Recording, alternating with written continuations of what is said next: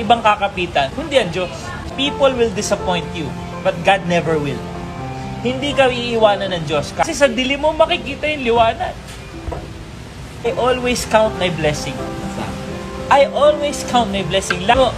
G, nararamdaman ko yun. Pero hindi na ako nalulungkot dun eh. Kasi alam mo, problema sa akin, nung malaki yung kinikita ko, nabubulag ako eh. Kaya naman nandito ako ngayon eh. Alam ng Diyos na hindi ko kaya yung tanyag. Alam ng Diyos na maliligaw ako pag marami akong pera. Kaya naiiyak ako, hindi dahil sa napapagod ako. Naiiyak ako every time kausap ko ang Diyos. Kasi dyan sa mga mahihirap na sitwasyon, dyan mo mas mararamdaman ang presensya ng Diyos. Bakit? Kasi kapag mayaman ka, marami kang alalay, marami kang pera, hindi mo intindihin bayarin mo, halos hindi mo siya maramdaman. Kasi nasa iyo na ang lahat. Yes, may ritual ka. Yes, may religion kang ginagawa. Pero nakukulangan ako. Noong panahon na buhay yung budget ko. Pero